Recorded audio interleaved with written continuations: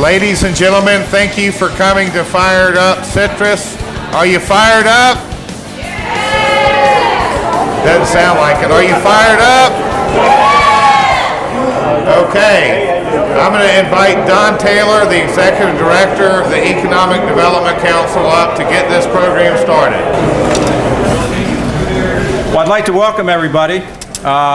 Great event tonight, Fire Up Citrus. It is the first event of our Industry Appreciation Month in October. And so this is our first kickoff event. And the way this will work tonight is we have 11 big ideas that are going to be presented. Each presenter has 5 minutes, and they have 20 slides. So the slides will revolve about every 5 seconds to get their idea through. And then after so many, we'll have a break, and everybody can talk to the presenters and get more clarification if they'd like and things like that. So you can't hear back there? Can you hear me now? All right. We'll make corrections here. And I would really like to thank Ardith Prendergast for this. She has done a yeoman's job.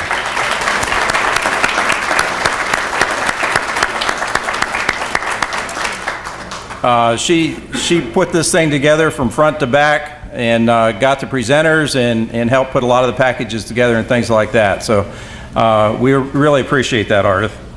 I would also like to thank our sponsors tonight, Workforce Connection, Health and Welfare Services of Florida, and also thank Duke Energy for their support of all our industry appreciation events during October.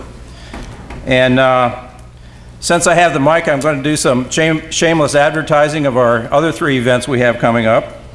Next Thursday, the 10th, we'll have a mixer at Specialty Gems on Highway 19 in Crystal River. On Friday the 11th, we will have the EDC Annual Awards Luncheon. So if you don't have your tickets, please get those. That'll be at 11:30 at the College of Central Florida. And Alex Glenn will be our speaker. He's the president of Duke Energy Florida. So he'll be our speaker. And then our signature event on Thursday the 17th will be our annual EDC barbecue, which is always a really good time. We get anywhere from 700 to 900 people there typically. So it's all you can eat and drink. I guess I should clarify that. Drink responsibly. It's not a drinking contest. And now I'd like to recognize some of our local officials that are in attendance tonight to hear our speakers. Judge Thomas is here. There she is over there. And Trish is also going to be one of our presenters. Amy Meek, United Way CEO, is back here. Representative Jimmy Smith is here. Back there, okay. Andy Houston, Crystal River City Manager. Jim Farley, Crystal River Mayor. Thank you for coming. Commissioner Joe Meek and President of the EDC. Joe. And Commissioner Scott Adams is here. There he is all the way in the back. Okay, and now to set the tone. Pardon? Kathy Pearson. Oh, Kathy Pearson came in the house. There's Kathy back there, Assistant County Administrator. At this point, I would like to set the tone. I would like to introduce our keynote speaker, and that is John Mitten. Chick-fil-A owner-operator John Mitten began his career with Chick-fil-A in 1986 as a team member before becoming an owner-operator after graduation from Florida State University, and currently leads a business team at the only Chick-fil-A in Hernando County.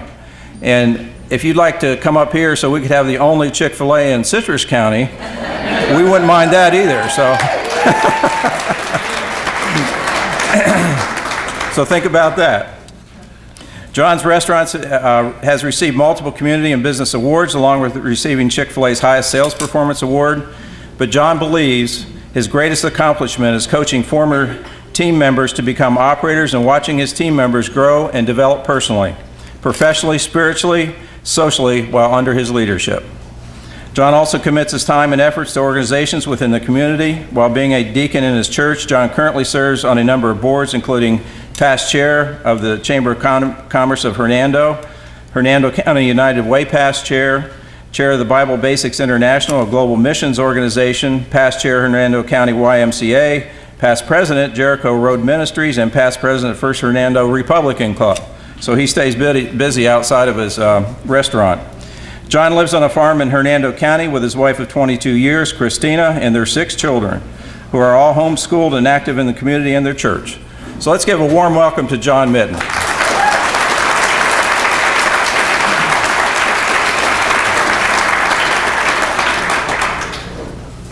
Well, thank you so very much. I am really delighted to be here this evening. Can you hear me in the back okay? All right, thank you. I am honored to be able to come up, and I am impressed with the energy, with the organization, with the passion that I see in this room. And then just look around at everybody. This is impressive. Coming from Hernando County and seeing these types of events, I know what it means to put these things on. And so I want to thank personally each of you for your passion and your desire to be here tonight. 400 years ago, on a cold Saturday in November, the following resolution was enacted. In the name of God, amen.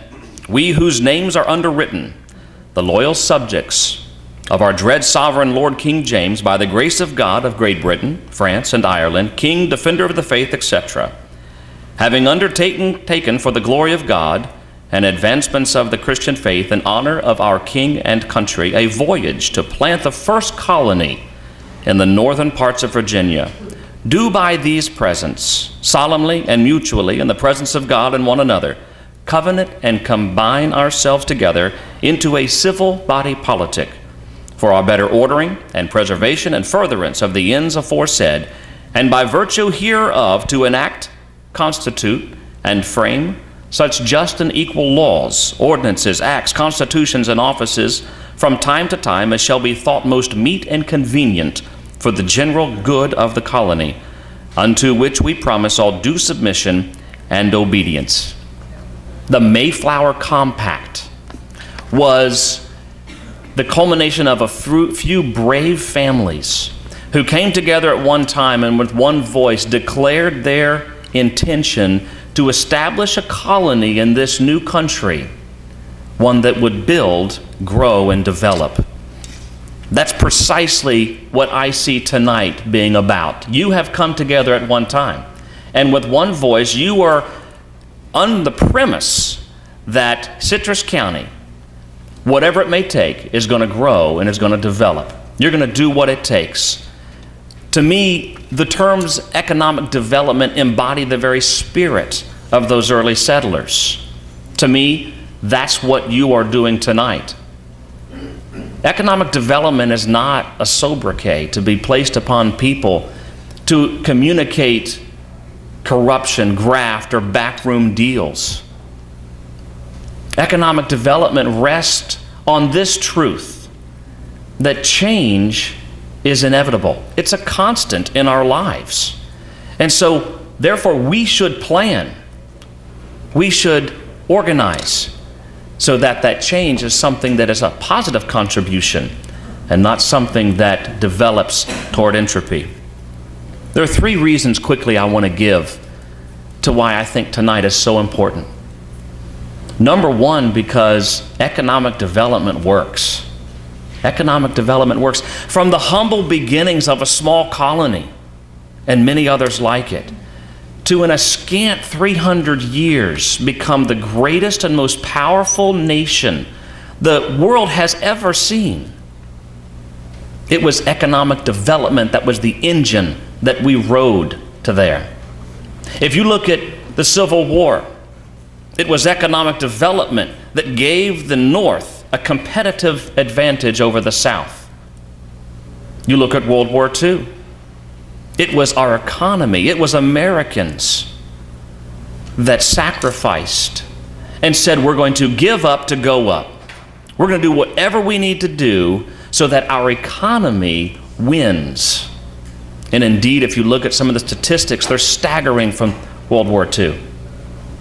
From Pearl Harbor to the end of 1945, this country put more ships and boats on water than every other country in the world combined for all mankind previous to that point, all of history. Now that's staggering. You look at the Cold War. It was our technology. It was our innovation. Star Wars. Economic development works.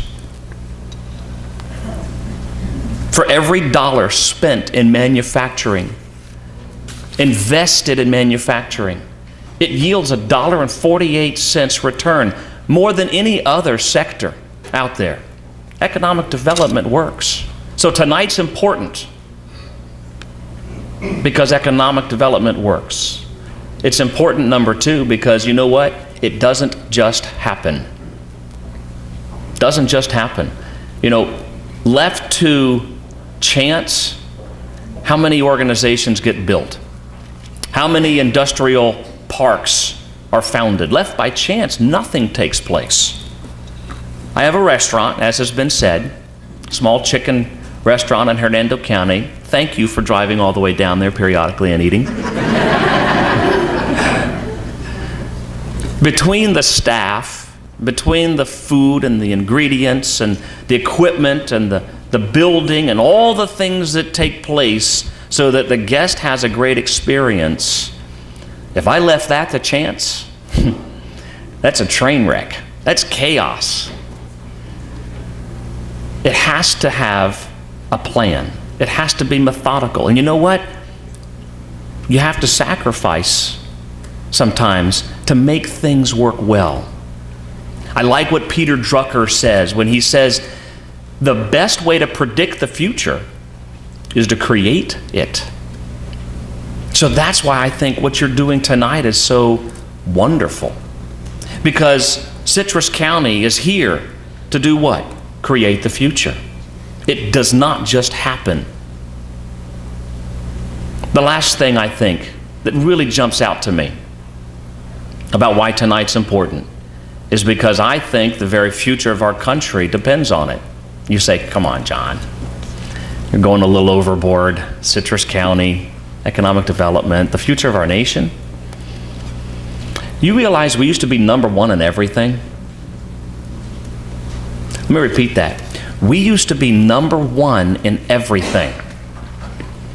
But if we were to look around this room, if I were to look at the technology here, if you were to look at maybe even the seats, the fixtures, the air-conditioned components, I wonder how much of that originated in America today. Patents for the third year in a row, more are foreign held than domestic. Research publications. In 2006, China was number 14 in the world. Now they're number 2 in research publications.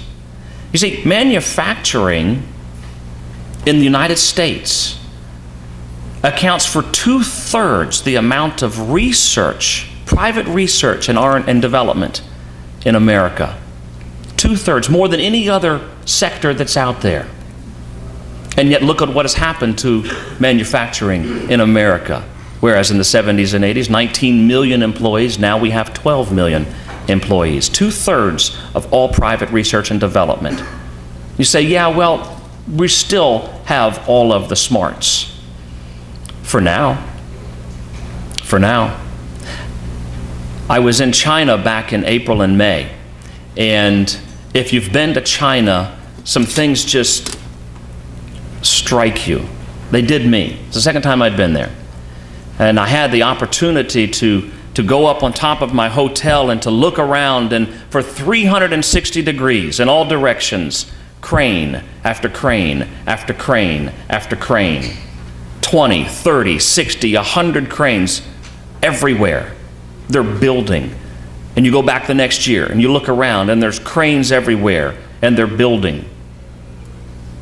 I had the opportunity to speak in 2 universities over there, Nankai University and Tianjin University, and spend time with some of the students that are graduate, postgraduate students. And let me tell you, they have a unique perspective on this whole economic venture, this journey that they're on as a country.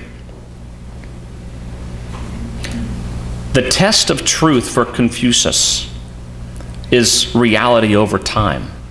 What really could be said is the last man standing.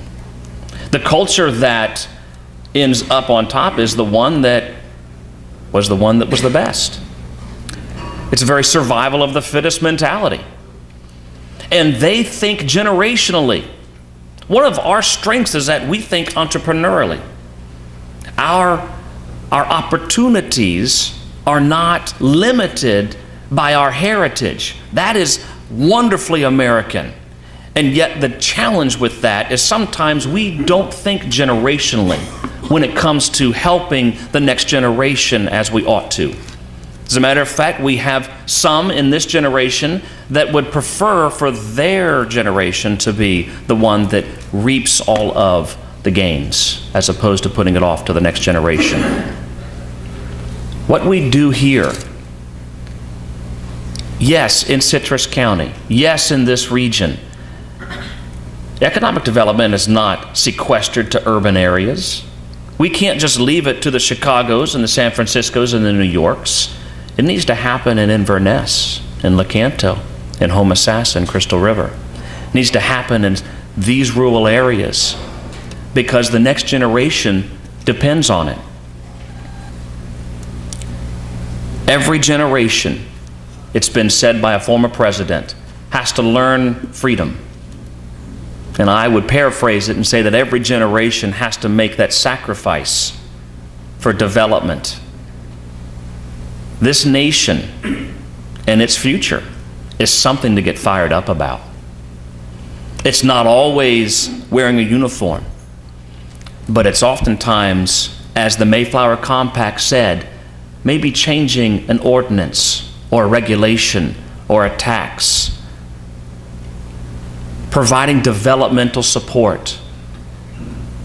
Is that something that we are dedicated to? Is that something that we want to do?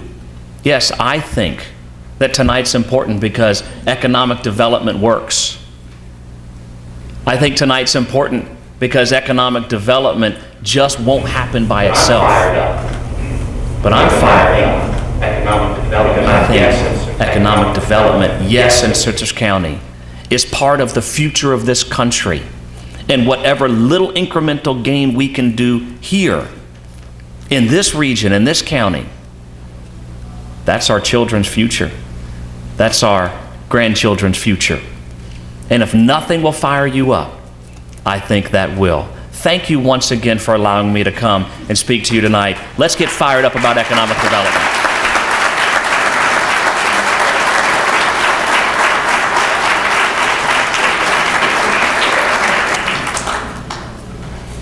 Thank you, John. That certainly set the tone for this evening.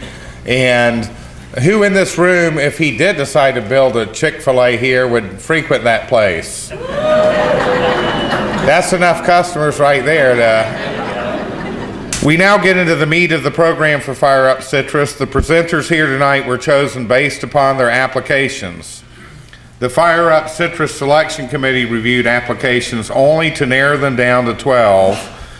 But the ideas they will talk about are entirely their own. The only parameters are that whatever they say must be positive, with no negativity directed at anyone or anything. The presenters will have exactly 5 minutes to speak. This is all about fast, and I'm the master of the hook. Art has brought me a hook.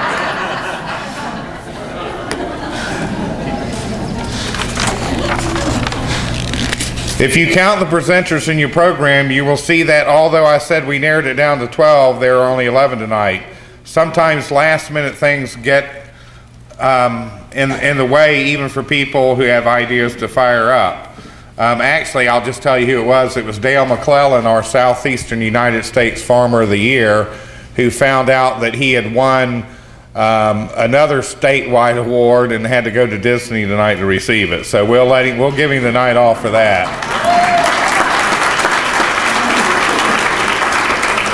After 3 or 4 presentations, we will take a 15-minute break for you to enjoy the wonderful munchies that Anne-Marie Briercheck of Tuscany on the Meadows has prepared for us.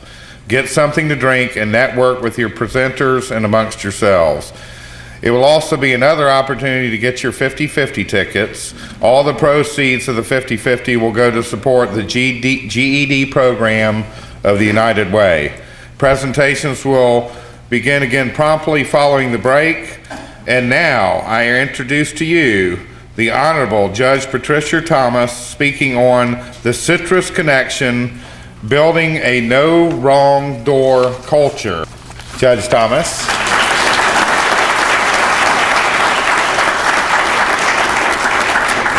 Thank you. Oh my goodness. I'm Patricia Thomas, and I'd like to talk to you tonight about the Citrus Connection. This is an exciting moment for our community. A major issue has been identified that affects hundreds, perhaps thousands of Citrus County citizens. We have the opportunity tonight to share a proposed solution with you and to ask for your support. We found solution models and best practices elsewhere, so we only need to adapt those to work for our community. There's an opportunity soon to kick it off and acquire startup and sustainability funding, but we need community buy-in. What's this all about? Let me start by telling you a story. It's just one example. There are a lot of other stories out there, but this one is one about money. A woman worked up the courage to go to a food distribution point in Citrus County. Why? She lost her job. There's no money coming in. She needs to feed her children, so she's asking for some canned goods. She can't get a job now because there's no one to watch the children. Even if there was, she doesn't have transportation to go to a workplace. How could she even compete for a job without a high school diploma?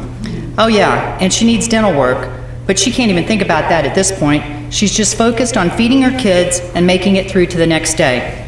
Does she need more than a can of green beans and some tuna? You better believe it. But is there an organized way for the food distribution worker to help her find it? Not really. This proposal is about developing that organized communication and collaboration system to support the whole person, not just limit focus to a single need area. Think of it as a force multiplier, a program that dramatically increases or multiplies the effectiveness and impact of organizations helping Citrus Countyans in need. Our working name for this is the Citrus Connection.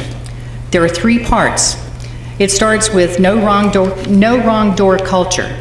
No matter where someone enters the human services arena, they will either get help or get connected to others who can help provide the help.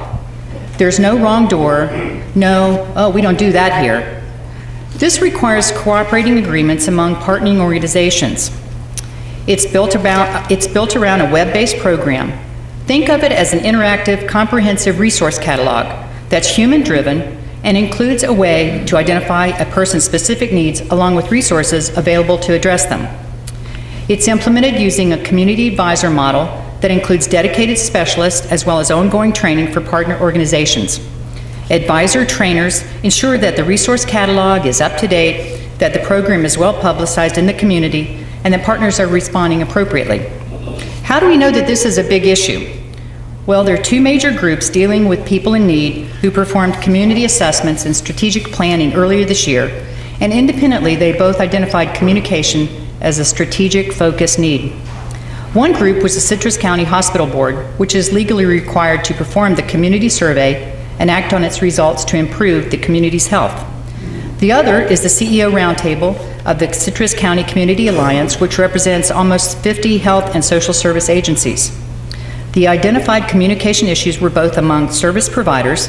Sometimes there's not much awareness of what they're offering to each other, and between service providers and the people who needed their service but did not know that how to help or that it existed. What the Citrus Connection is not going to be, it's not intended to be a new bureaucracy, it does not award funds, and it does not aspire to poach on anyone's territory or manage anyone's mission. What it is a communication partner and an extender for existing service organizations and services, including 211 and United Way. It's the spark for community engagement and the glue that produces a comprehensive response for everyone, not just the indigents. It's technology-based, human-enabled resource and referral system. We as a community must pay the price if we don't address the whole person, and everyone benefits when all community members achieve greater health, well-being, and prosperity. What are the next steps? Let's take this opportunity to create greater success in caring for the whole person in Citrus County. We must continue networking with community organizations and potential partners, including funding sources such as Citrus Memorial and the Citrus County government. We should avoid reinventing things by communicating with other counties that are using similar programs to get operational details and lessons learned. For right now, though, what do you think? Does the Citrus Connection sound like a good idea to you? I certainly hope so. At many of the chairs, there was a blue form, and we'd ask for your input. And if you find this to be an interesting idea, we would like you to fill out the card, and we'll pick them up during the break. Thank you very much for this opportunity.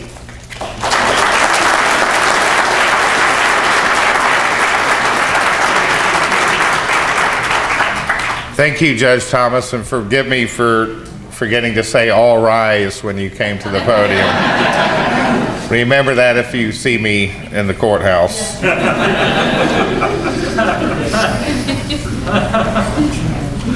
Next up are Kylie Phillips and Noah McGinnis, two great young people who represent some of the best of our next generations of community leaders. Welcome, Kylie and Noah. They will be speaking on the future of Citrus County.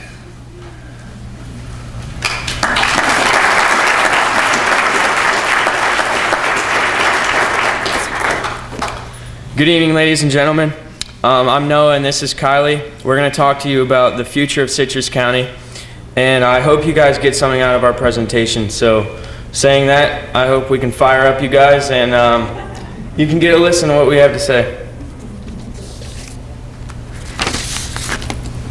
My name is Kylie Phillips. I'm a Citrus High School junior. I am an active 4-H member. I'm actually the county youth president as well as our District 7 4-H president. I am involved in our National Honor Society, varsity volleyball, Key Club, FFA, and my hobbies are showing pigs at the state fair as well as the county fair and speaking contests. And I'm Noah McGinnis. I'm a Citrus High School junior as well as class president. I'm involved in varsity soccer and tennis, active in missionary work through Seven Rivers Presbyterian Church, and an officer in the NHS. I enjoy fishing and local waters, and also singing and playing guitar. So what we did for our presentation is we conducted a survey of Citrus High School students on September 26th. We wanted to sample them. We randomly chose 2 freshmen, 2 sophomore, 2 junior, and 2 senior homerooms, and we let them just go through the survey as they wish to get their true ideas on this. One of the survey choices was a refurbished movie theater, and one problem about our movie theater in our county is it can lose people due to its looks. Something known as financial Darwinism is the survival of the fittest financially, and that's something to take into account. Another idea that we had was a drive-in movie theater. We thought that this was a different idea for the youth of our county. A movie theater which is always good for teenagers, but different than sitting down, and will kind of appeal to them more. And another is an arcade with laser tag, which brings an innovative idea, kind of a vintage idea, back, and instead of like hanging out in a parking lot, the youth of our county can go do something that would confer to a lot of age groups.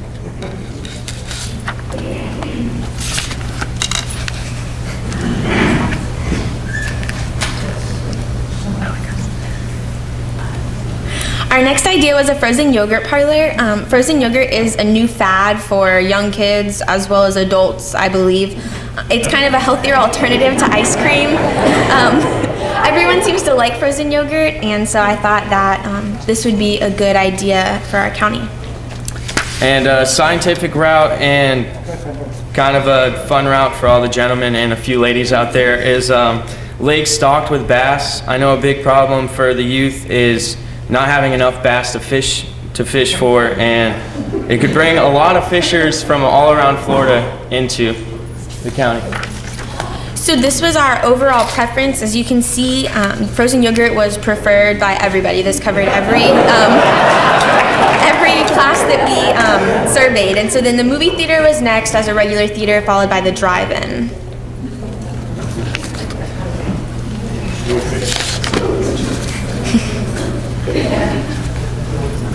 And this is the data broken up by all 4 classes. And the seniors, sophomores, and juniors have relatively similar data, while the freshmen seem to like fishing and the idea of a refurbished movie theater. The survey results broken up into male and female show that frozen yogurt was still liked best.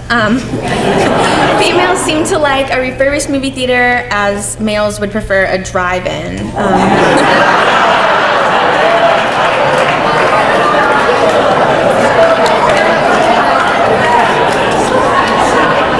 Some of the survey results that were written down on the notes in the personal preference was as follows.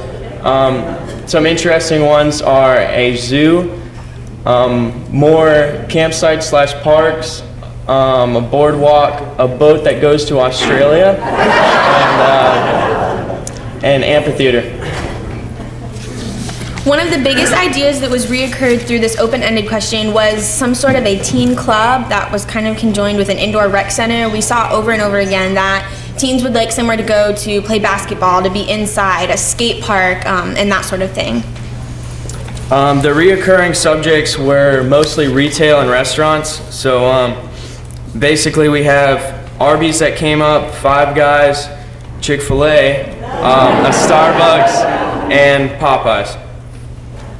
So when we asked what would entice youth to return to school, Citrus County after secondary schooling or college, they said that more jobs, more job options, more appealing jobs, or better paying jobs would bring them back. But it was said that the hometown atmosphere would also bring them back, that they like that right now.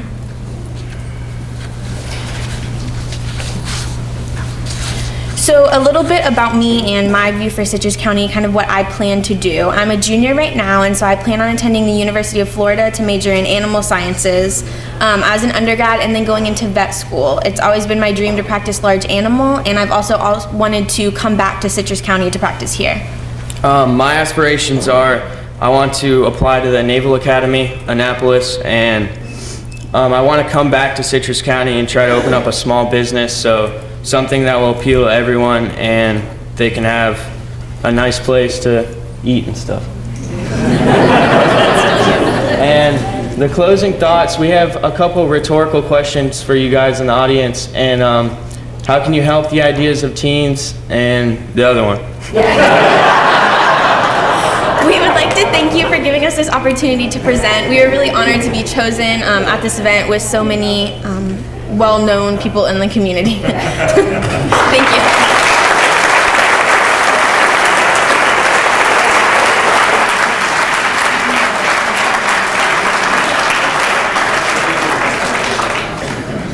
Chick-fil-A made the list, sir. We should all take great comfort when we know we have people like Kylie and Noah that are our future here. And we need to work as hard as we can to sustain that future for them.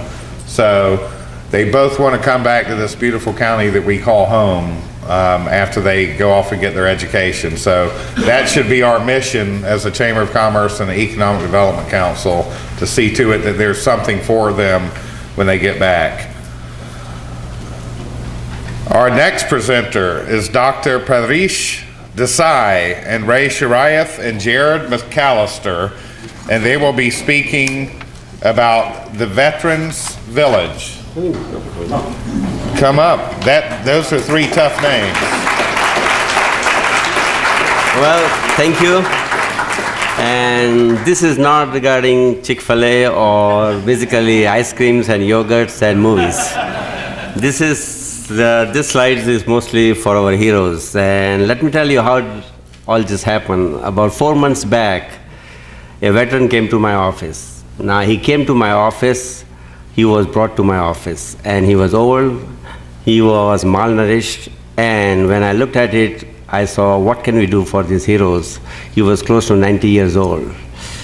Basically, after opening 2 assisted living in this county for the civilians, I thought we should be doing something for these heroes. And the thought came to me, so I went to the state representative, Jimmy Smith, who is here. What can we do? And rest is in the slides. Oh, it's already gone. Let's start from the beginning, can we? Okay. Well, the thought of Veterans Village came to my mind, and we have about 21 million veterans in United States. Out of that, close to 1.6 million lives in Florida, and about 120,000 lives in Central Florida, which includes Hernando County, Lake County, Citrus County, and Marion County. The thought process was to build a veteran centers in Citrus County so we can provide the assisted living services to these heroes. As you see, Florida is about 1.6 million veterans. Out of that, Citrus County has 21,000. We are a small rural county of 140,000, out of which 21,000 are the veterans living here. So who is obligated to help them? These people fought for us, they protected us, they sacrificed us. I think it is our duty to help them and see that they are not living alone in their house. Well, they are malnourished and nobody is taking care of. So after meeting with the commissioners, JJ, who is a veteran, and Dennis D'Amato, we came up with a vision that we should be building a veterans village in the central part of La Canto to take care of about 22,000 people and in the surrounding county.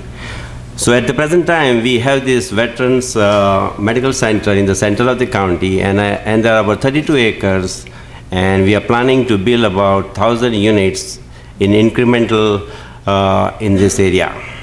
Why? Because there is not a single community center in a 70-mile radius, and our veterans won't have to go out of the area. Because remember, the patient I saw was brought to my office. He did not drive, he could not go anywhere. This is the development plan, and basically we'll have 2 units, one when the husband and wife can live, and one 369 square feet where a single person can live.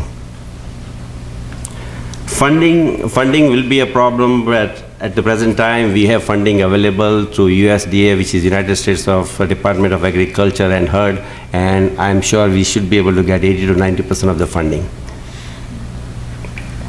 Benefits to the veterans at that age will be close to the homes, and they will live in the local area where the local physicians and the hospitals will be able to provide them the health care. Job creation. As I was told about the job creation, each 100 veterans will be able to create like 30 to 50 jobs, as well as it will bring about $18 to $20 million each year of the federal money to this county, because each of them gets about I think about $1,500 per month. So we can work together and talk to our state and the Washington, D.C. leaders and bring this into reality. And these are the peoples, if people can talk, so we can bring this into a reality. Any questions? You can call 3 of us.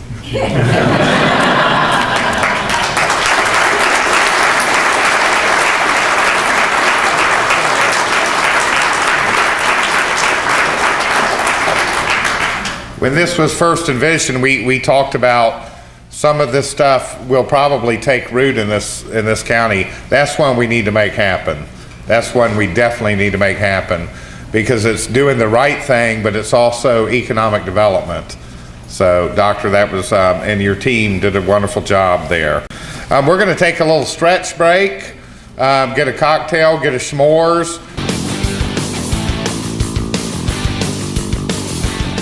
Our first group of presenters' topics seem to fall around the theme of reaching out. We now welcome our presenters whose topics revolve around a destination citrus theme. Please welcome Harold Walker to speak about using the movie industry to promote Citrus County. Thanks, sir. Welcome, Harold.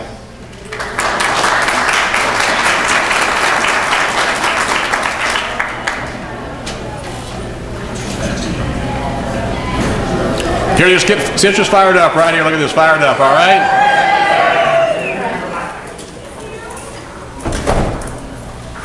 So we need to capitalize our most recognizable assets. Look what we have in Citrus County: the manatees, Crystal River, Kings Bay, Gulf of Mexico, downtown Inverness. If you look at downtown Inverness, how quaint and beautiful that is. Snorkeling, kayaking, all those things are some of our biggest assets here in Citrus County. So why do we need a movie? About what? about manatees, about Crystal River. Kings Bay, downtown Inverness, snorkeling, kayaking, all those things would be great for Citrus County for a movie.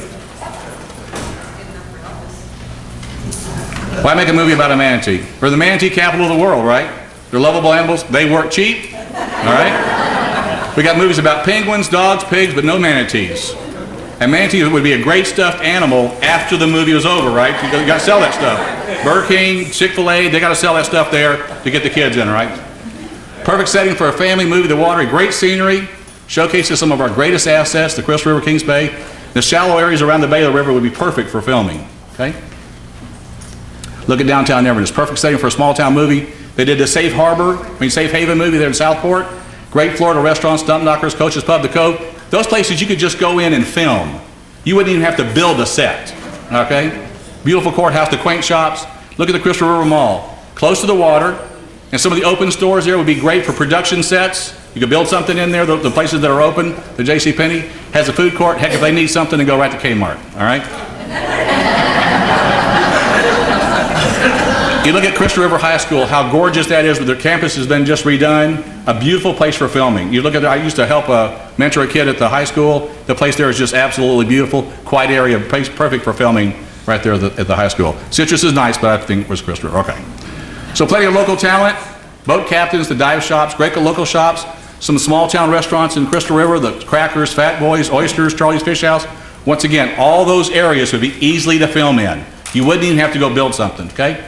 So we'll have local writers can develop the script, use the Citrus County writers to blend in stories from old Citrus County families from I remember when to today. Would be a nice story there. Potential plot, young girl learning how to snorkel, sees a baby manatee. I mean, the mother manatee hit by a local boat. I know it's a sad story, but we have to have some drama. Leaves a baby manatee, Crystal the manatee, right? Tries to save the baby and the struggle saves her own life. Both require help and rescue. It's kind of a Bambi thing. So they help to recover together. Each helping another back to the health, to be together in water, and shows kind of animals and man trying to exist in Crystal River, okay? Each united in the water, stronger, tougher. It's also made of the struggle of youth, the manatee, kind of a perfect happy ending. You got to have a drama and you got to have the happy ending there at the end, all right? Movies are a win-win, great family story, great exposure for the area, job opportunities for local talent, increased media revenues for businesses, long-term benefits when people see the movie and see the area, low impact to the area, high value to the area, okay? Other movie ideas, now I also work at the nuclear plant. This has not been endorsed by Duke Energy, but the drama of stolen fuel, somebody coming up to the discharge canal, just food for thought. Golf movie using our beautiful courses, you know, like a movie called Diamond in the Rough. You look at all these golf courses we have, they're absolutely gorgeous. Other entertainment ideas, Land Remembered, if y'all have read that book, it's a great story, would be a great movie. Animal Planet, remake of Sea Hunt in the Springs. Some potential partners, Disney, over there in Orlando, Universal Studios, SeaWorld, dive equipment companies, boat manufacturers, John Travolta, Kelly Preston in the area. If y'all know Miles Teller, y'all don't know Miles Teller, you gotta look him up. He's a local Citrus County guy that's doing tremendous things in movies. Okay, you look him up. Why Citrus County production costs below? We got manatees, great scenery. Once again, the Crystal River, the Gulf of Mexico, Kings Bay, downtown Inverness, Crystal River High School. The mall's available less than 2 hours to Orlando or Tampa. How do we get started? We can engage local writers, develop a script, contact Disney as a potential partner. They make great family movies, great for them to move one of their TV stars to the big screen. Miley Cyrus notwithstanding, all right? Also contact SeaWorld as a potential partner. And have a great welcome to Citruswood, all right? That's what I got. Very much.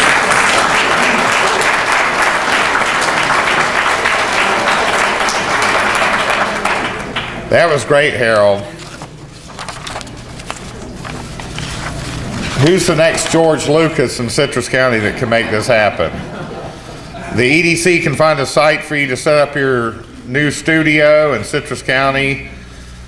But now, Direct, that just came back from China to his hometown, Arbeth Bermgarner. Come forward, please. Arbeth is speaking about Time for Fire, Expand Your Vision.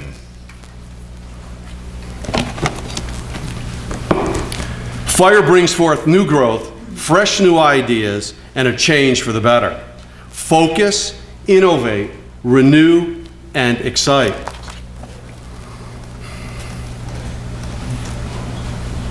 reflections, perceptions. Can we expand with what we see? Can we embrace the young and the old? What do you see when you see Citrus County? Focus on the strengths that exist in our county.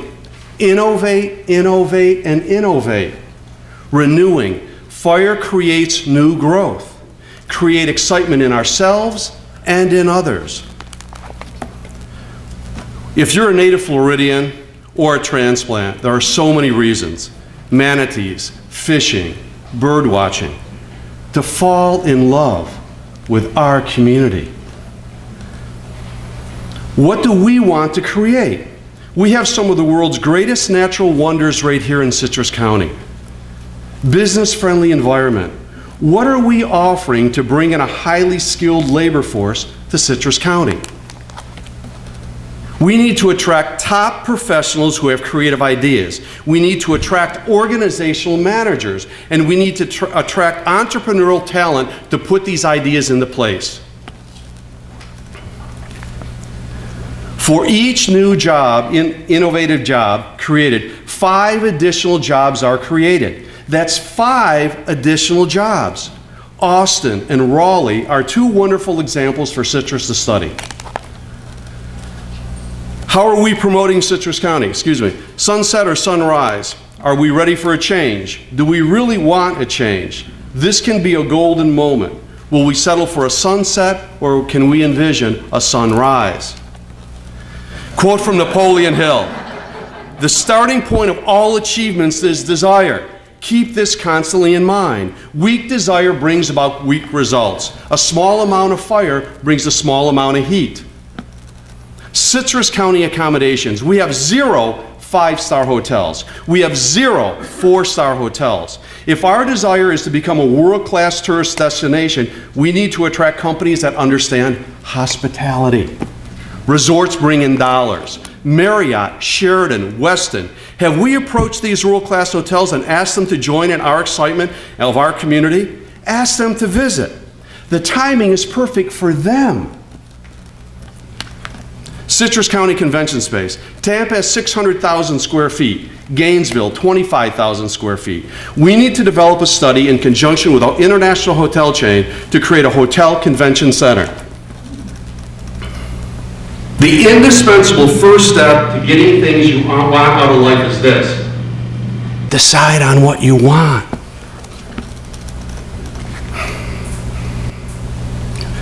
Build and it will come. Citrus is in a perfect location to attract potential traffic from the east, north, and south. Make Citrus your PWD, preferred weekend destination. Citrus Imagination Center, CIC. Oh, that has a nice ring to it. This concept can become our new IT business complex. New website ideas. CitrusImagination.com, DreamCitrus.com, ImagineCitrus.com.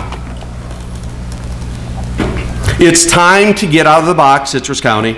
We need to participate in trade show tourism, domestic and overseas, invitation for housing and businesses.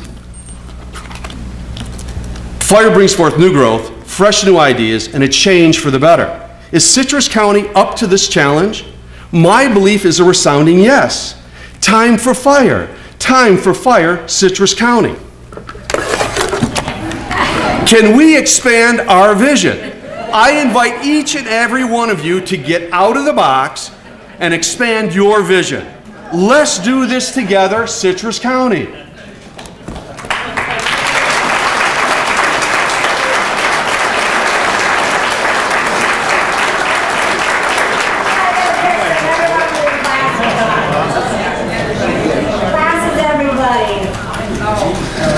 I have to tell you that Arbeth has been there for us. You see what a visionary is for the chamber and the EDC. We call on him all the time when he's not out of the country doing business.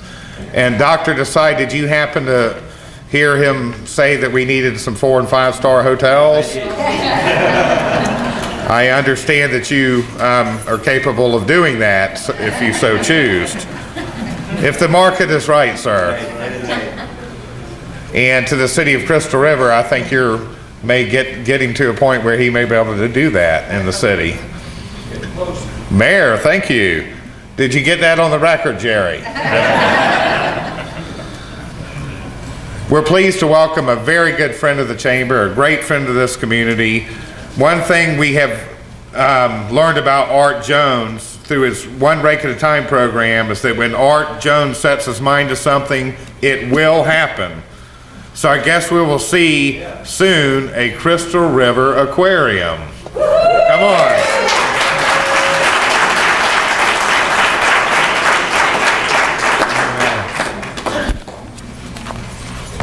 Yes, thank you very much, Josh.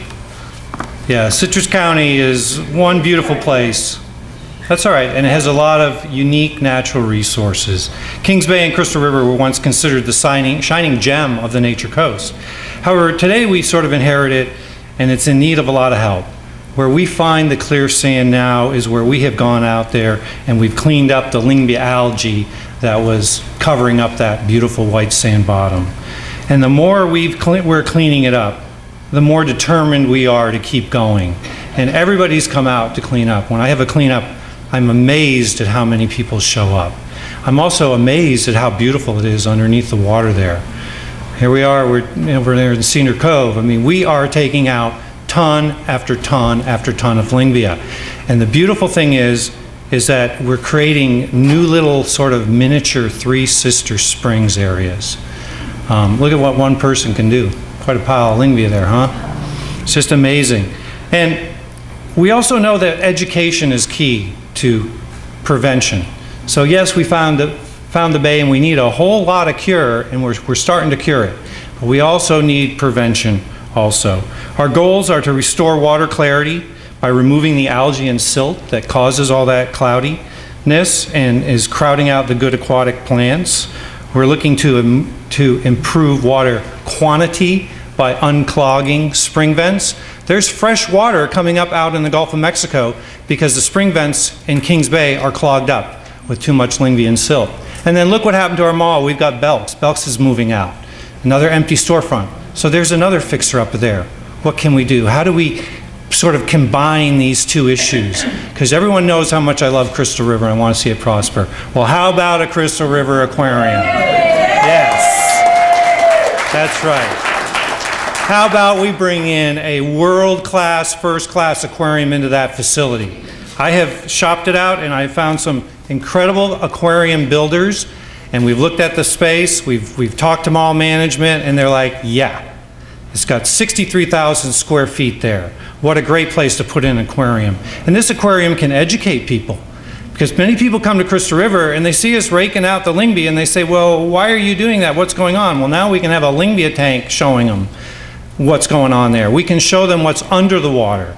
And if we dedicate 10% of the funds and the ticket sales to the cleanup effort, now we've come full circle. So people come to Crystal River, sometimes they can't get out on the water, now they can go to the aquarium.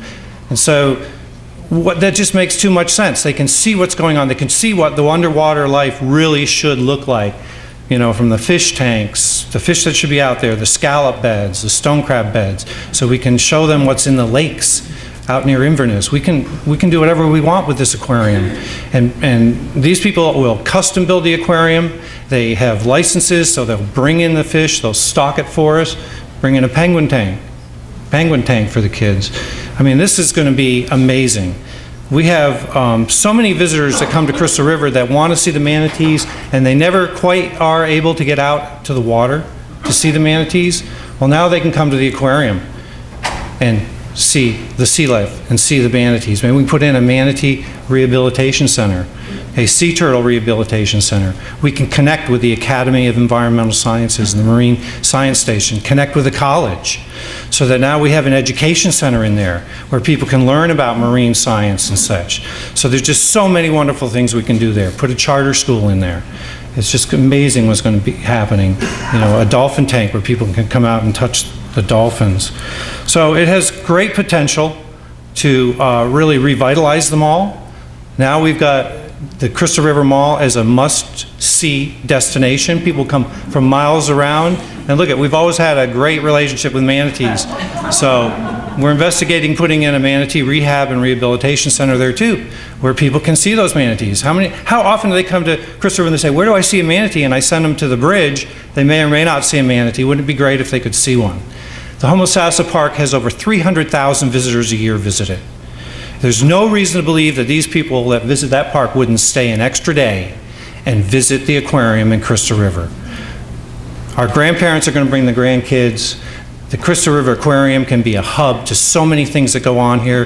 Visiting Three Sisters, going kayaking, snorkeling, coming in and making a movie there with a wounded manatee. I mean, talk about ready to film, right there we go. So we want to make the mall a must-see destination and really put Crystal River on the map again so people come and see it.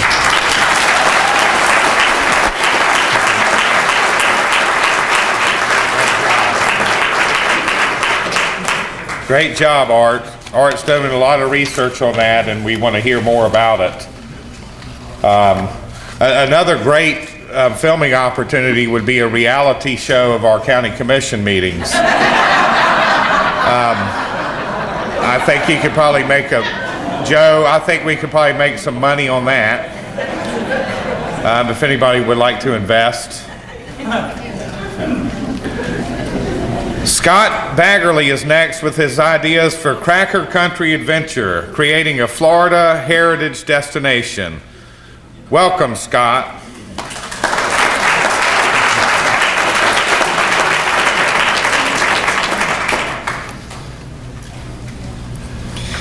Welcome and thank you for attending Fire Up Citrus. My name is Scott Baggerly. I'm the founder of Faith Haven Christian Retreat Center, and I'm honored to present my ideas for Citrus County. The Faith Haven campus is conveniently secluded 2 miles north of Crystal River Mall, adjacent to Highway 19.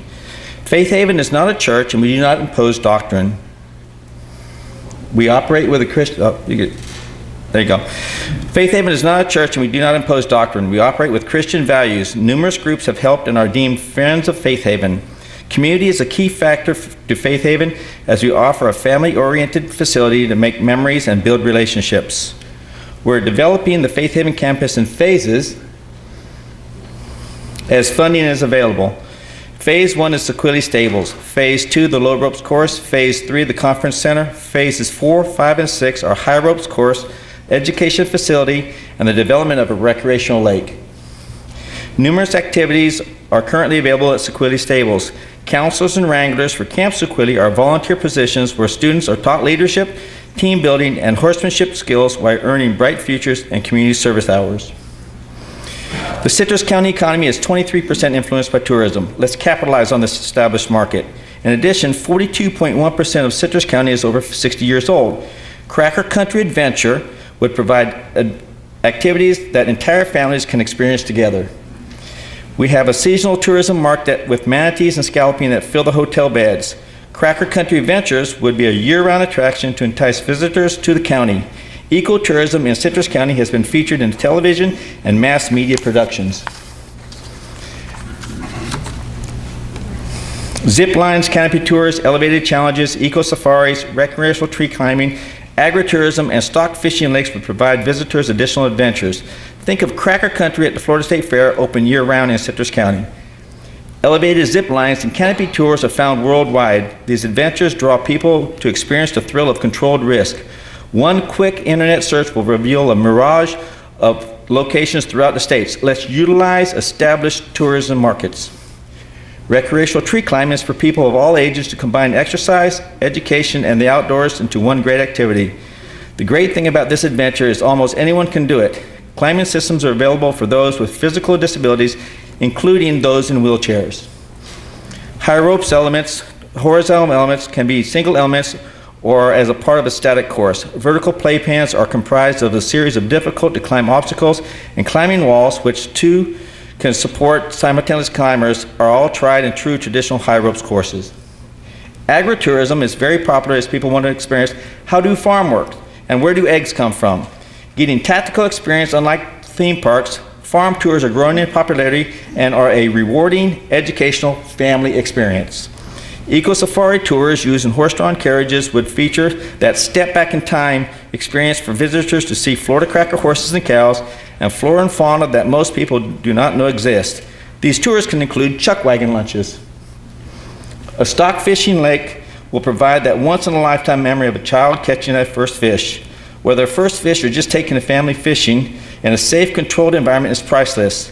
An alternative to crowded situations and reducing fishing pressure on public resources.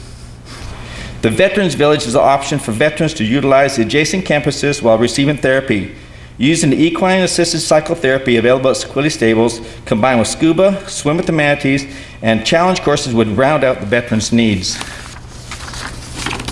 Over 200 acres adjacent to the Faith Haven campus is available for immediate purchase. Zoning of this land is conducive to the project. Areas for the zip lines are cleared, additional fishing lake exists, and tour roads are cut. Veterans Village access would be from alternative entrance.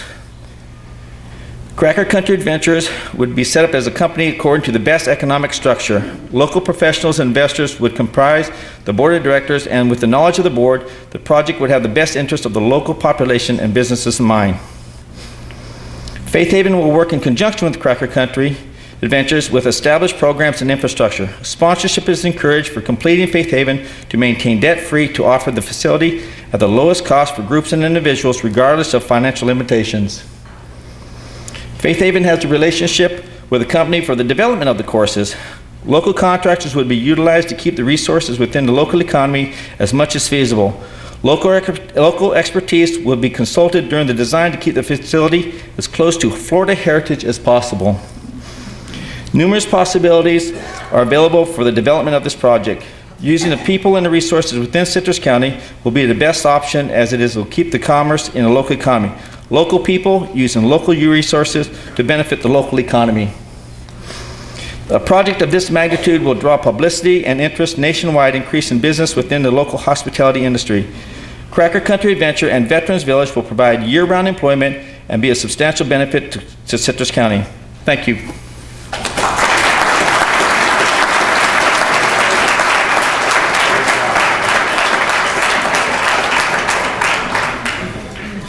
Great job, Scott. I have had the pleasure of getting a tour of what he has out there right now. It's a beautiful property and a beautiful vision that he has. It's time for another break, because part of this, those of you that don't like the breaks, part of this is networking, and this is called speed networking. So where we're going to take 10 minutes and continue those conversations, get a beverage if you so desire. But don't forget about the evaluation forms that we passed out. We would really like your feedback on the presentations. We will resume in about 10 minutes. We're going to move on to round 3 of our presentations, and we're calling it Getting Around. First up is Dennis Blower. Dennis is going to talk about Imagine the Perspective. Dennis.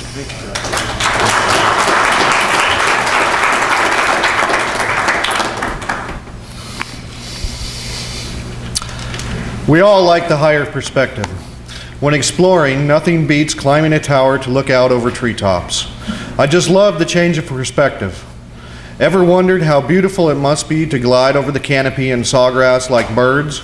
Imagine this perspective of glimpsing hidden pockets in the jungle carpet, of casting infinite gaze deep into shadowy forests. From an osprey-like vantage, jungle seeds to hammocks, salt marshes, and glorious sunsets over rivers teeming with wildlife. Imagine the perspective of the Stan Olsen Memorial Skyway. Simply put, it is a tramway transporting glass-bottomed gondolas with kayak caddies on the outside.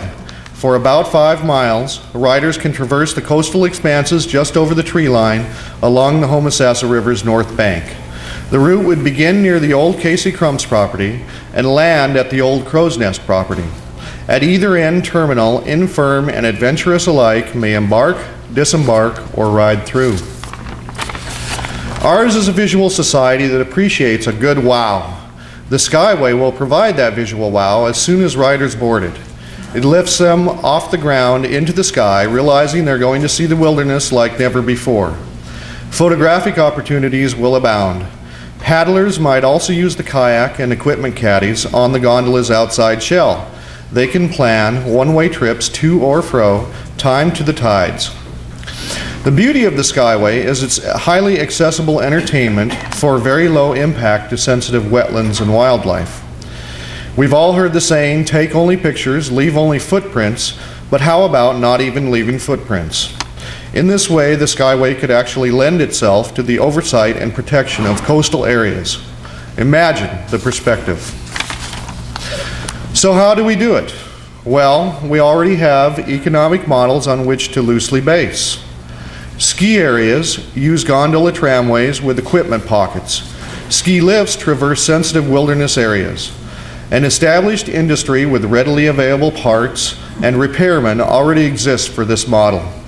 Although there would be challenges to our engineers and accountants because of differences, a project like this could have profound positive employment implications both in service and construction industries. The Skyway would necessitate erecting stanchions to carry the gondolas by cable. I propose the sites needed for such could be acquired through private leases, something like cell phone towers. We could enlist the help of Citrus County realtors with this aspect. Many otherwise useless privately held parcels might generate some income for their owners. It is my own personal hope that the estate of Stan Olson, who is being memorialized, would desire to provide some capital initially. Citrus County stands to benefit greatly from such an attraction. Revenue, revenue, revenue will prove us correct in this vision. I believe having a coast like no other and broad appeal to the masses, old and young, will generate revenue streams other counties will envy. Multiple points of sale can enhance both of the Skyways and terminals. International, national, state, and local tourists will have this original experience to augment their trips to amusement park world, or will offer them a unique alternative. This could be a tremendous attraction for active kayakers who can time one-way trips to paddle with tides and breezes. We have a coastal canoe trail, which could be co-promoted, and Weeki Wachee doing one-way canoe trips also. The whole area could become a recreational destination with several similar but unique experiences. The Skyway would also offer opportunities in education and aerial wildlife surveys. In the right hands, the Skyway project is an idea with tremendous opportunity. It would generate large revenue streams from and based on recreational tourism. The Skyway's one-of-a-kindness has the potential to attract tourists on a state, national, and international level. It will generate jobs and economic benefit. Its patrons will get maximum enjoyment for minimal intrusion into sensitive wetlands. It will be a heaven for photographers and on the bucket list of kayakers everywhere. The Skyway can be based on existing sports tourism models with equipment and contractors already in place. Finally, it would be a fitting way to memorialize a well-known Citrus County philanthropist, Stan Olson, a man who, judging by the good things he did for this area, valued out-of-the-box thinking. Thank you. What photography in that thing. He deserves a round of applause just for that. Okay. Richard's going to talk about blazing new trails. Rails? How do y'all know that? Do you have a program? Hey, Richard, go on. I wonder if we had some open air gondolas, if we could throw fishing line over and do some river trolling. Next, we welcome Richard to talk about this.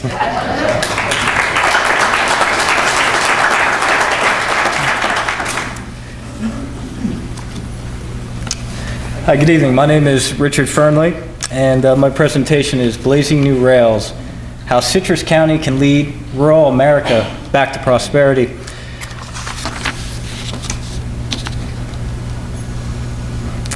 High-speed rail has caused much debate recently. However, I like this quote from J. Paul Getty.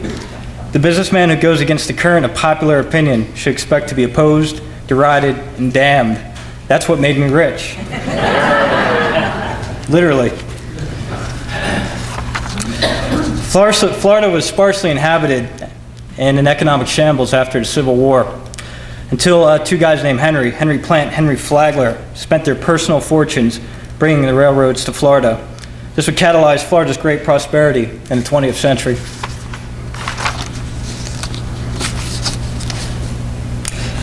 If gas continues to rise at this rate, we could be looking at over $7 a gallon by the 2020s.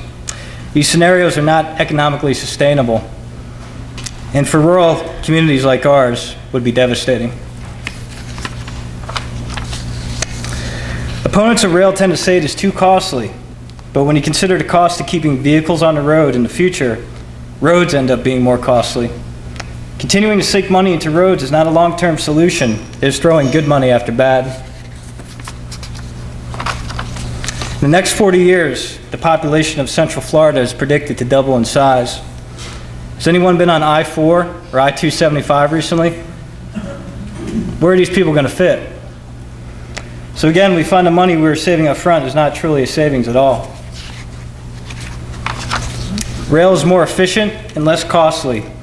Businesses can ship more goods farther at the same prices they were paying over 30 years ago. Rail would create high-wage jobs in multiple sectors. These high-wage jobs would stimulate all areas of Citrus County's economy.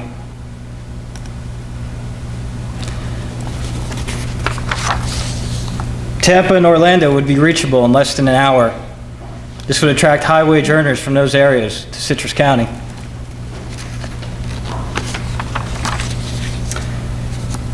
Rail emits the least pollution of any form of motorized transportation. This would protect our most valuable resource that can't be replaced. Now, Florida is not a dream, it's actually happening. At the end of 2015, private investment is bringing passenger rail service to the East Coast in Florida. It's called All Aboard Florida. We'll offer passenger service from Miami to Orlando with stops in Fort Lauderdale, Cocoa Beach, West Palm Beach, possibly Crystal River. Inverness too. Imagine the Nature Coast Railway. Imagine us being able to tap into a statewide rail transit system. It could be advertised as the gateway to the real Florida. Think about tourism revenue that would generate.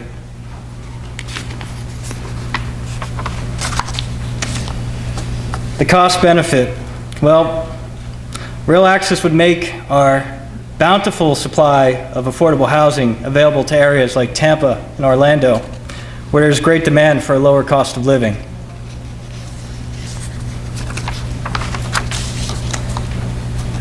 Well, what makes real estate valuable? Well, real estate's made valuable by what it has to offer. For over 20 years now, studies have shown rail positively impacts property values. Matter of fact, it's happening in China right now as we speak. China is investing over $300 billion into its high-speed rail network. That's billion with a B. America would be wise to do the same if it wants to be an economic force in the 21st century.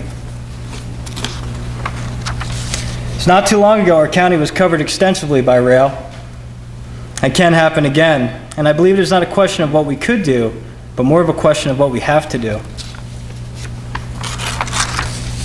Through rail, Florida can lead the country by being the example of how an economy can be turned around, not just for the short term, but for the long term. Ultimately, our nation must move forward and restore an infrastructure that has gone ignored for far too long. And again, China shows us it can be done successfully on a large scale. Well, the time is now, not tomorrow, not next year, not in 5 years, but now. Robert Frost once said, "Freedom lies in being bold." We cannot continue to apply 20th century remedies to 21st century problems. We also cannot afford to do nothing and expect something in return, but we can do something bold and pave the way for future generations to come. Thank you for your time.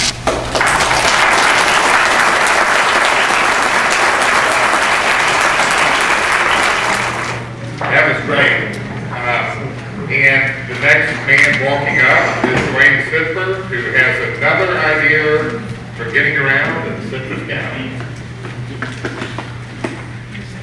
Great piggyback on the one right before me on transportation. And just a second, I did the same thing. I noticed the gasoline bill going up, and I started looking into it. This morning I got to look into it. I started discovering this giant hole. And if you haven't figured it out yet, CNG is compressed natural gas. And go ahead, start the video.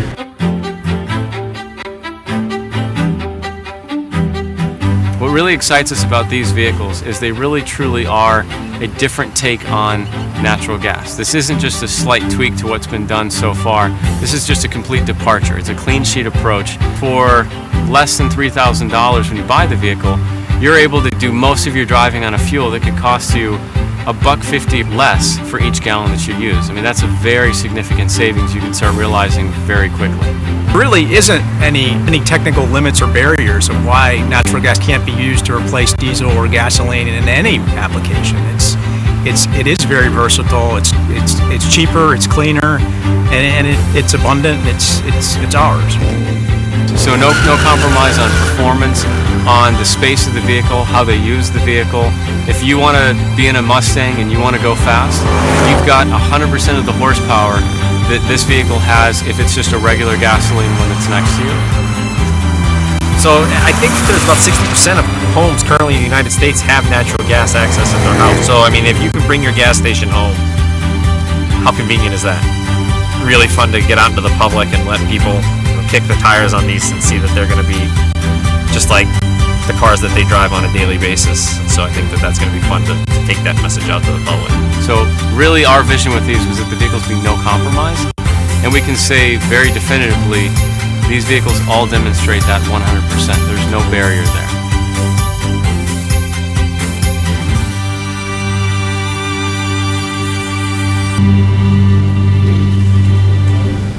All right, so we know recently Duke Energy decided to build the plant using natural gas, and they're doing it for the same reason that everybody else is doing it. It's cheap. So I think the time and the partnership is now. This is something we can do right now. We don't have to wait. The partnership with the foundation that we just saw that took place to help the EDC, that's actually helping us with this event. Many of us from the county have already seen the infrastructure, the yellow pipes going into the ground. They're here. We don't have to build this. We don't have to pay for the infrastructure. The yellow piping has been going in for years and years. Natural gas, some of us, our businesses, already have natural gas and have seen the savings. Right now, there's over 600 stations, what they call fast fuel stations. Clean Energy already has contracts for 500 more of these fast fuel stations. And I'll go more and I'll show you a picture later of a slow fill. Right there is the fleets. Cummins has an engine that's reduced to half for their semi-trucks and made it affordable for fleets such as Frito-Lay, Walmart, Postal Service, UPS. The added tax revenue, I don't know, is there any commissioners here? You could add more onto your tax revenue, road maintenance, utilizing some of the closed gas stations that we have in Citrus County. Is greener. Environmentalist. The standard figure right now, 20% less carbon print fuel emissions into our ozone, into our atmosphere. This is not new, folks. Europe has 500,000 cars already. This is not new. Brazil has it. This is what it looks like for a fast fuel station for your cars and your local, your smaller vehicles. It fills up just as fast as your gasoline. So in other words, if you pull in, you fill up, boom, just as fast as you do gasoline, you're in and out. Honda has an off-the-line. Chevrolet coming out with one. Dodge, Ford next year, 150 coming off the line. Okay, and so this thing's happening. It's happening fast. Are we going to catch the wave? Or are we going to be a part of it? So you say, okay, I want to keep my current car. Okay, keep it.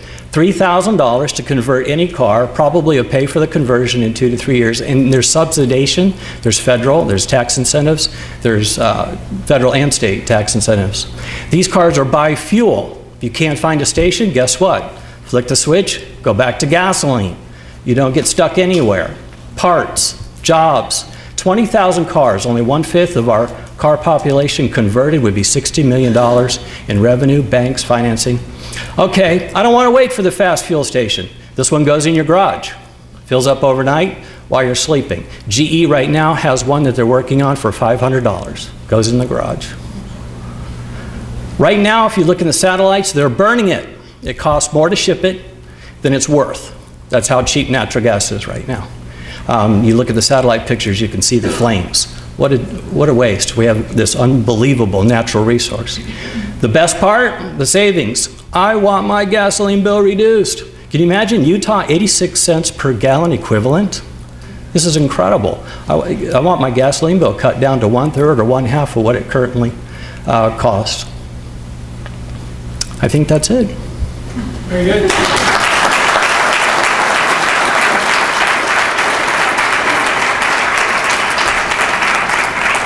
Thank you very much, Dwayne. That was very informative. Our last presenter is not here. She's well known to many of you. She had to leave town Monday due to a death in her family, but before she left, she enlisted the help of our great videographer, Roy Zachary. And let's give Roy a hand.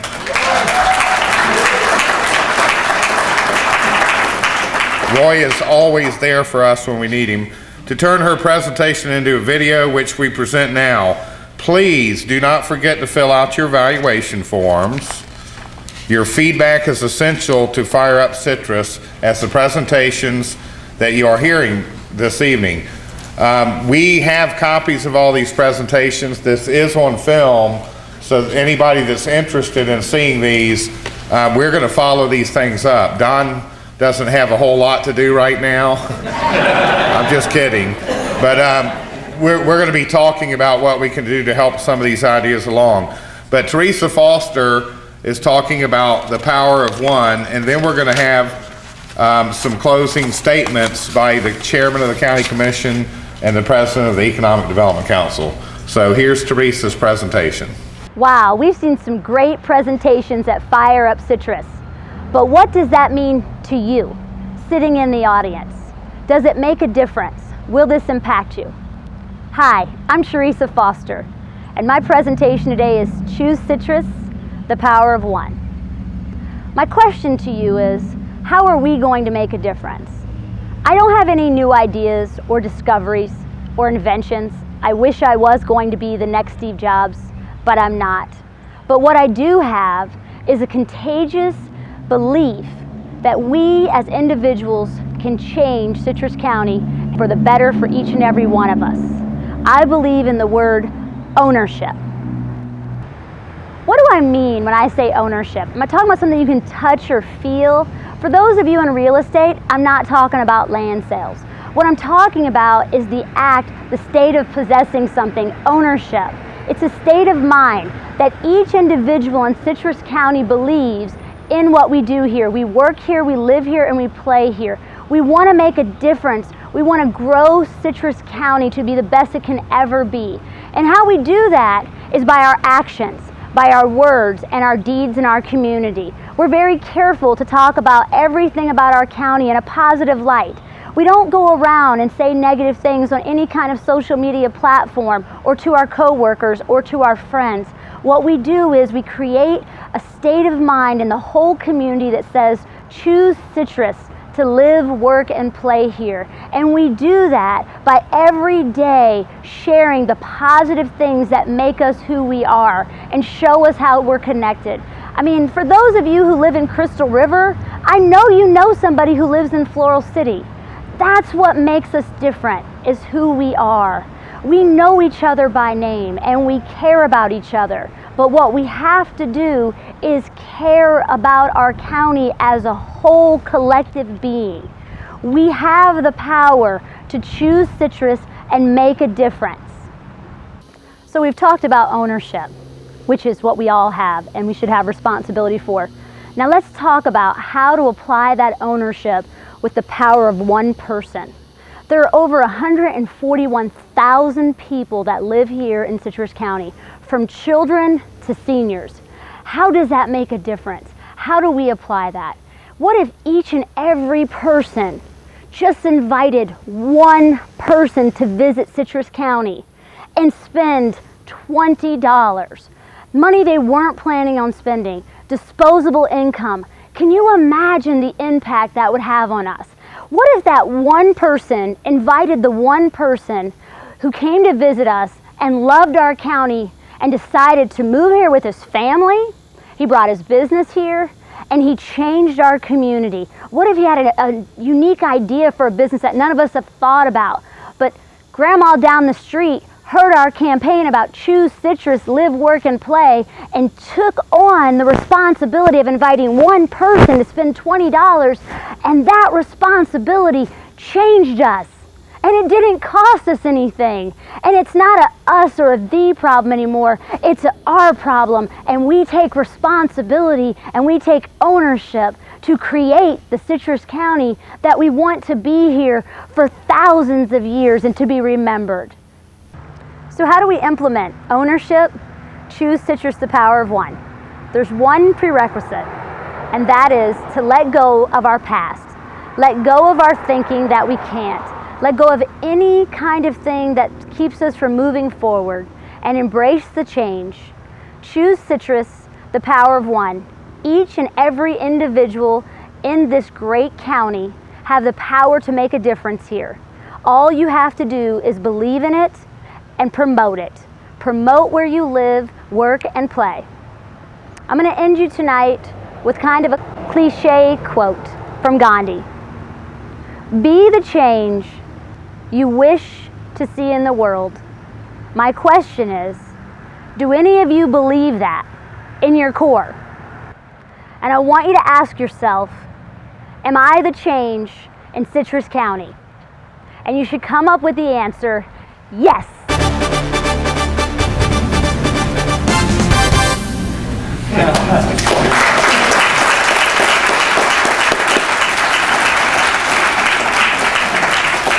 Ladies and gentlemen, Commission Chairman Joe Meek.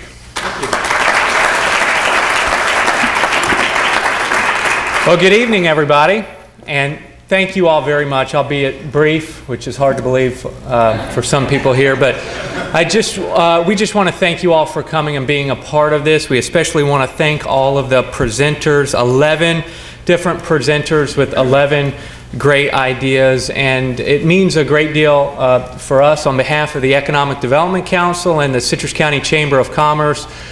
For those that participated this evening, thank you very much. And I also want to especially thank Anne-Marie Breyercheck for providing the food and the drinks and the hospitality. Thank you very much.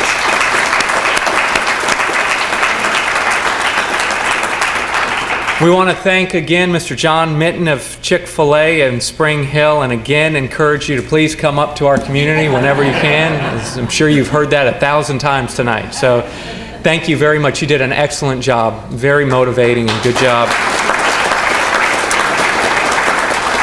Obviously, Josh Wooten, who is the MC of basically every event in our county, and does a good job. It does a great job, and especially we want to thank Sierra and Heather with the EDC, and especially Ardith, who really organized and put together this entire event. Ardith, thank you very much.